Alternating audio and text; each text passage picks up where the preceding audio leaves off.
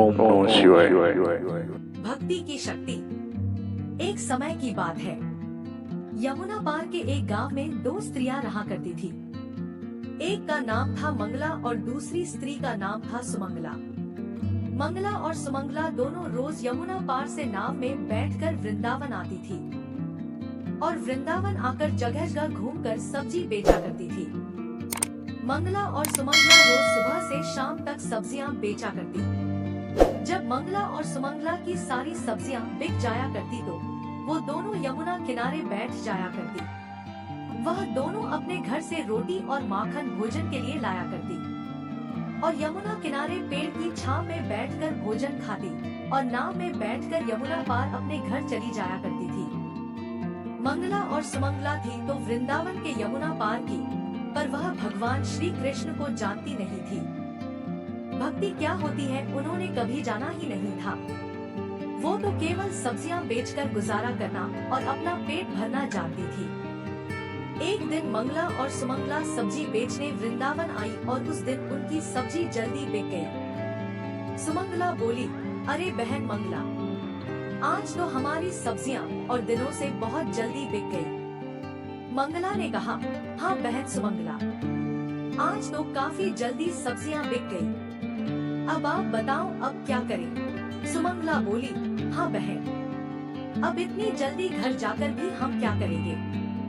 इतने में ही मंगला की नजर सामने एक मंदिर की ओर गई, जहाँ एक गुरुजी कथा कर रहे थे।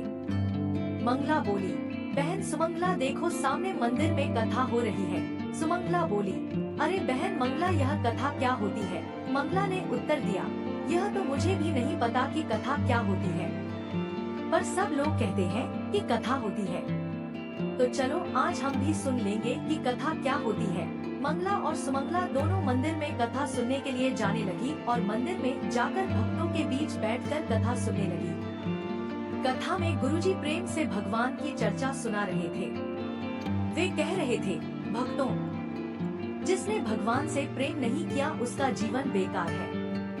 जिसका प्रेम श्री कृष्ण के चरणों में नहीं हुआ उसका जीवन बेकार है। भगवान को प्राप्त करना ही इस जीवन का लक्ष्य है। यह मनुष्य जीवन सिर्फ हमें भगवान की प्राप्ति करने के लिए मिला है, पर इस संसार में सभी मनुष्य पैसा इकट्ठा करने में लगे हैं। भूल गए हैं कि इस जगत में आने का उनका उद्देश्य क्या था। गुरुजी ने जब इस तरह समझाया तो मंगला और सुमंगला बहुत प्रभावित हुई। मंगला बोली, बहन सुमंगला देखो गुरुजी ने आज क्या कहा है कि भगवान श्री कृष्ण के चरणों में अगर प्रेम नहीं हुआ तो यह जीवन बेकार है। बहन मंगला, क्या हमारा जीवन बेकार चला जाएगा? सुमंगला ने उत्तर दिया, हाँ बहन, लगता तो ऐसा ही है। मंगला ने पूछा, बहन तू बता, तूने कभी श्री कृष्ण को देखा है? सुमंगला बोली, अरे बहन मैं तो तेरे साथ ही रहती हूँ, मैंने कहाँ भगवान को देखा है। बहन फिर ये बताओ भगवान कहाँ मिलेंगे? मंगला और सुमंगला आपस में चर्चा कर ही रही थी कि इतने में एक संत वहाँ से गुजरे। मंगला साधु महाराज को देखकर बोली, बहन मुझे लगता है भगवान साधु संतों के पास जरूर होंगे, तो चलो इनके पास से भगवान को लेकर आते हैं। वह साधु अपना झोला और सामान यमुना किनारे रखकर स्नान करने लगे। मंगला और सुमंगला दोनों यमुना किनारे गई और साधु का झोला चुपके से उठाकर वहां से आ गई। दोनों ने साधु के झोले में जब देखा तो उनको एक डब्बा मिला। उन्होंने जैसे ही डब्बा खोला तो उसके अंदर लड्डू गोपाल जी मूर्ति के स्वरूप में बैठे थे। लड्डू गोपाल को देखकर सुमंगला बोली, बहन मंगला मिल गए भगवान, देखो यह बैठे हैं। भगवान लड्डू गोपाल को देख के मंगला रोने लगी। सुमंगला ने पूछा, अरे बहन तू रो क्यों रही है? मिल तो गए भगवान। मंगला रोते हुए बोली, हे भगवान, आपको बाबा जी ने इतने से डब्बे में बंद कर रखा है और देखो तो सही भगवान का पांव टेढ़ा है। मुझे तो लगता है यह बाबा भगवान को डराता धमकाता है। प्रभु अभी तो बाबा यहाँ नहीं है, वो स्नान कर रहे हैं, आप थोड़ी देर के लिए पांव सीधा कर लो। सुमंगला बोली, बहन मंगला भगवान तो अपना पांव सीधा नहीं कर रहे हैं, मुझे तो लगता है डब्बे में बंद रहने से इनका पांव अकड़ गया है। ना जाने इस बाबा ने कब से भगवान को इस डब्बे में बंद कर रखा था। चलो भगवान, अब हम तुम्हारा पाँव सीधा करते हैं। इसके बाद मंगला ने अपने भोजन की पोटली में से मक्खन निकाला और उस मक्खन से लड्डू गोपाल की मालिश करने लगी। भगवान ने जब दोनों के इस प्रेम को देखा तो भगवान उनके सहज और सरल स्वभाव पर रीझ गए और अपने भक्त के प्रेम के लिए भगवान ने अपने हाथ पांव सीधे कर लिए। मंगला बोली, देख सुमंगला, भगवान ने अपने हाथ पांव सीधे कर लिए। फिर सुमंगला बोली, बहन यह बहुत भूखे भी होंगे, पता नहीं इस बाबा ने इन्हें खाना खिलाया है कि नहीं। चलो हम इन्हें खाना खिलाते हैं। मंगला और सुमंगला अपने भोजन के लिए लाई हुई रोटी और मक्खन का भोग भगवान को लगाने लगी। इतने में साधु बाबा स्नान करके वहाँ आ गए। साधु को देखकर मंगला और सुमंगला वहाँ से भागने लगी और दोनों कुछ दूर जाकर रुककर बोली, अरे ओ बाबा, भगवान को इतना इतना डराया धमकाया मत करो। तुमने भगवान को डरा धमका के रखा था ना बाबा। बेचारे वो टेढ़े पाँव करके डब्बे में बैठे थे, हमने उनका पाँव सीधा कर दिया है, अब उनका पाँव टेढ़ा मत करना। जब साधु ने लड्डू गोपाल को देखा तो लड्डू गोपाल के दोनों हाथ पैर सीधे थे। यह चमत्कार देख के साधु उन दोनों स्त्रियों को रोकने के लिए उनके पीछे भागने लगे। अरे रुक जाओ, भागो मत, रुक जाओ, मैं तुम्हें कुछ नहीं कहूँगा। पर वो दोनों नहीं रुकी। उनको लगा कि बाबा उन्हें पकड़कर डांट लगाएंगे। अगले दिन मंगला और सुमंगला दोनों सब्जी बेचने के लिए वृंदावन आई और आज भी उन दोनों की सब्जियां जल्दी बिक गई। आज वह फिर से मंदिर में कथा सुनने के लिए चली गई। कथा में गुरुजी भगवान के नाम की महिमा की चर्चा कर रहे थे। उन्होंने कहा, भक्तों, यदि आप राधे श्याम जपोगे तो भव सागर से भी पार हो जाओगे। इसलिए भगवान के नाम को हमेशा जपते रहना चाहिए। यही नाम हमें भव सागर से पार कराएगा। आज की कथा सुनकर दोनों वापस अपने घर के लिए जाने लगे। तभी सुमंगला बोली, बहन मंगला, तूने सुना आज गुरुजी ने कथा में क्या कहा था कि राधे राधे श्याम जपोगे तो भव सागर से भी पार हो जाओगे। तो बहन, जब राधे श्याम नाम लेने से भव अगर पार कर सकते हैं तो यह यमुना भी तो हम पार कर सकते हैं। मंगला बोली, हाँ बहन, हम दोनों रोज इस पार से उस पार आते जाते हैं। 25 पैसे तो हमारे रोज नाव का किराया देने में खर्च हो जाते हैं। हम भी अब राधे श्याम जपेंगे और बिना पैसा खर्च किए यमुना पार हो जाएंगे।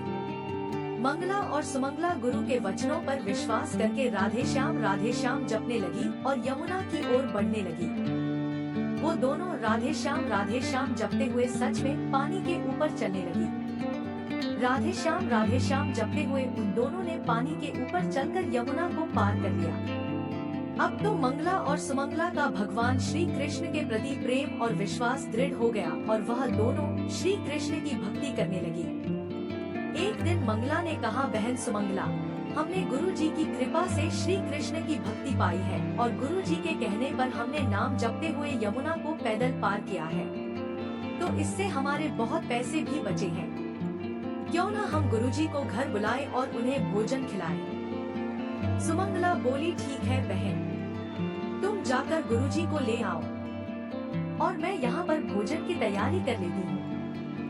मंगला गुरुजी को लेने मंदिर में गई और गुरुजी से बोली, गुरुजी, हम चाहते हैं आप अपने चरण हमारी कुटिया में रखें। हम आपको भोजन कराकर कुछ दान दक्षिणा देना चाहते हैं।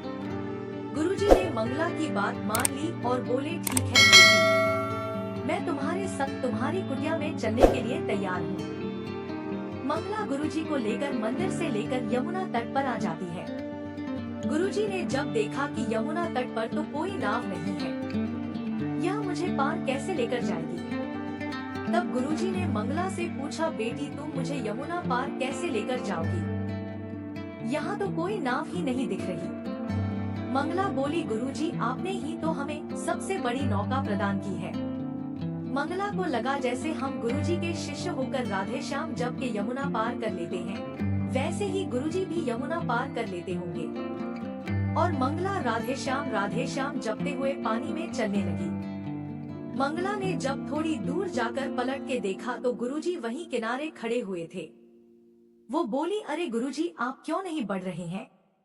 गुरुजी को लगा कि इस तट पर यमुना का पानी बहुत कम है। यह विचार करके गुरुजी आगे बढ़ने लगे। जैसे ही गुरुजी ने अपना पांव पानी में आगे बढ़ाया, वैसे ही गुरुजी कमर तक पानी में डूब गए।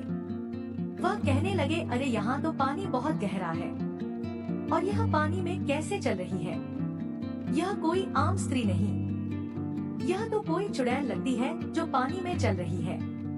गुरुजी को पानी में डूबा देख मंगला गुरुजी को लेने के लिए वापस आने लगती है। मंगला गुरुजी के पास पहुंचकर गुरुजी का हाथ पकड़कर उन्हें यमुना पार ले जाने लगी। इधर गुरुजी डर कर बोल रहे थे, अरे अरे मुझे छोड़ दो। मंगला ने गुरुजी की बातों का कोई जवाब नहीं दिया। वो तो बस राधे श्याम जप रही थी। गुरुजी सोच रहे थे, हे भगवान, यह तो मुझे बीच यमुना में ले जाकर मारेगी। मंगला गुरुजी को लेकर यमुना पार हो गई और बोले, गुरुजी, हम यमुना पार आ गए हैं। गुरुजी, क्या बात है, आप मुझसे इतना डर क्यों रहे हैं? गुरुजी बोले, कौन हो तुम? क्यों मारना चाहती हो मुझे? क्या बिगाड़ा है मैंने तुम्हारा? कौन हो तुम? चुड़ैल हो या भूतनी? मंगला बोली, गुरुजी, ना तो मैं कोई चुड़ैल हूँ और ना कोई भूतनी, मैं तो आपकी शिष्या हूँ। गुरुजी बोले, हे भगवान, मैंने कब इन भूत चुड़ैलों को शिष्य बनाया? मंगला बोली, गुरुजी, आपने ही तो हमें कथा में बताया था कि राधे श्याम जपोगे तो भव सागर से पार हो जाओगे। तो हमें लगा जब भव सागर को पार कर सकते हैं तो यमुना भी तो पार कर सकते हैं। अब तो हम रोज नाम जप करके यमुना को पार करते हैं। अब हमें किसी नाव की जरूरत नहीं होती। मंगला की बातें सुनकर गुरुजी हैरान रह गए और मंगला से बोले, बेटी, तुमने अपने गुरु के वचनों और प्रभु पर इतना दृढ़ विश्वास रखा कि इसके बल पर तुमने यमुना के पानी पर चलकर यमुना पार कर ली। बेटी, तुम महान हो और महान है तुम्हारा प्रभु के प्रति प्रेम और विश्वास।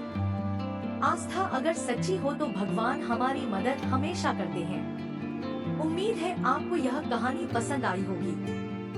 अगर आपको वीडियो पसंद आई हो तो कमेंट में जय श्री कृष्णा अवश्य लिखें। मिलते हैं फिर एक नई शिक्षाप्रद कहानी के साथ। तब तक के लिए जय श्री कृष्णा, राधे राधे।